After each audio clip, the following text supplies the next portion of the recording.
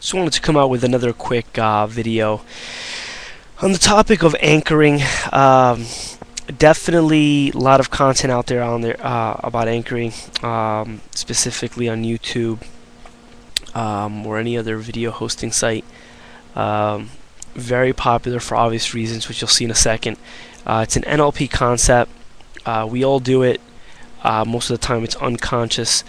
It's just something that happens on accident. The concept of anchoring is pretty simple, though. It's basically when you have two distinct events neurologically linked in your brain. So basically, here's an example. If you've ever had a song that you listen to, it just brings you back in time. Every time you hear the song, it just brings you back in time. There's something about it that just, you feel like you're time traveling. There's a neurological link. That song is an anchor, basically. Music is a common one. Certain songs, certain people's voices that we hear, certain things. It happens all the time. You probably have dozens of anchors in your life that you don't even realize. You see certain people, all of a sudden you don't feel too good. You have a neurological link that is negative. Neurological links are usually created when you're in the height of an emotional state. Deep depression, really euphoric state, happy, excited. If you're indifferent, if you're neutral, typically it doesn't happen. So let me give you a negative example of how an anchor can happen. Husband's coming, could be wife. I'll use the example of husband. Husband could be coming home every day for the last week, completely miserable because of his boss at work.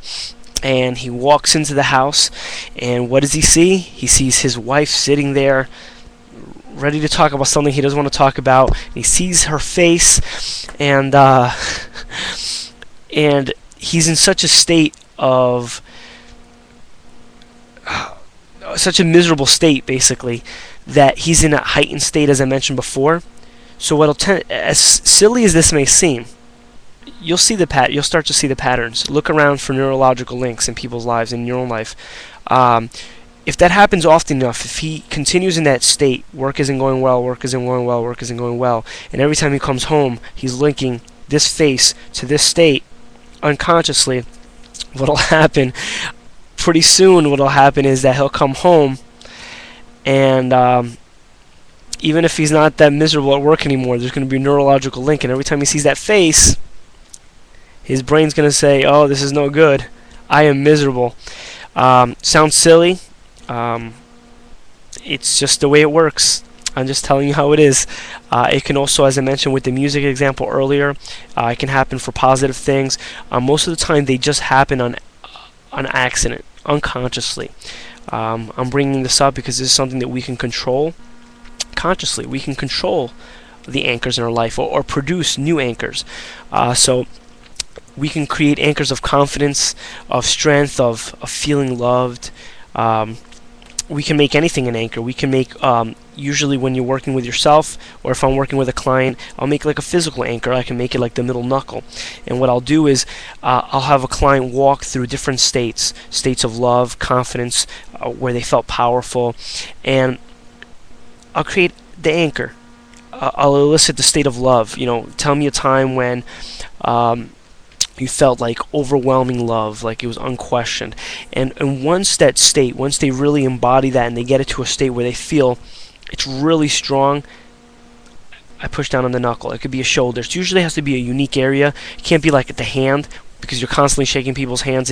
You're going to be setting off the trigger too much, and it'll actually make it null and void.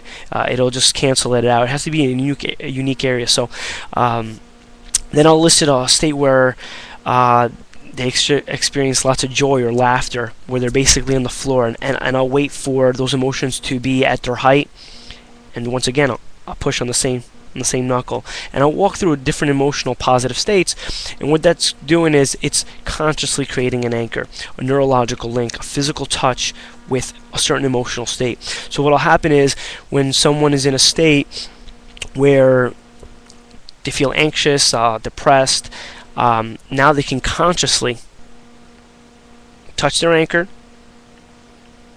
and what'll happen is it'll bring him back to all those emotions that we had elicited by walking through the techniques. They'll feel the love, the laughter.